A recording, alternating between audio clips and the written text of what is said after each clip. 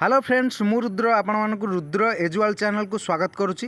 देखंतु अपेक्षार अंत घटी Odisha subordinate staff selection commission तरफ आमर जो प्रिलिमिनारी एग्जामिनेशन थिला आरआई आईसीडीएस एआरआई अमीन और एसएफएस तार रिजल्ट पब्लिश हो जाए जोटा प्रिलिमिनारी एग्जामिनेशन थिला जोटा आमर एग्जामिनेशन होता 20 सेप्टेम्बर रु 8 अक्टोबर 2024 मध्य।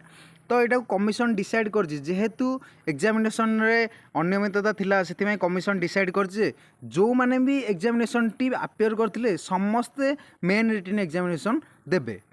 तो एथरे लिखा जाइए देखो पॉइंट 1 रे आमर आनेक्सर 1 रे को माने मेन रिटन एग्जामिनेशन देबे से रोल नंबर गुड़ा सब मेंशन कराई आपण मैंने निजे चेक करने। आउ आनेक्सर 2 रे अच्छी 9 जन जो माने डिस्क्वालीफाई कराई से देखीदे।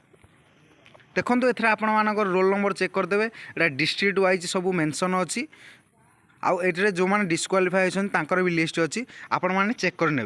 देखो आमर मेन रिटन एग्जामिनेशन टी बहुत शीघ्र होगा जाऊँगी तो आपण मैंने लेट नक आपण मानकर प्रिपरेशन टी को ठीक ठाक करूँ जहाँद्वारा कि मेन रिटन एग्जामिनेशन रे आपण मानकर सिलेक्शन हो तो डेरी नक आपण मैंने निजर रोल नंबर टू चेक कर दिंतु। देखु जो मैंने चैनल को नुआ कर आसथिबे तो चैनल टी को सब्सक्राइब करूँ आउ सांग मान सहित शेयर करूँ। Thank you. जय जगन्नाथ।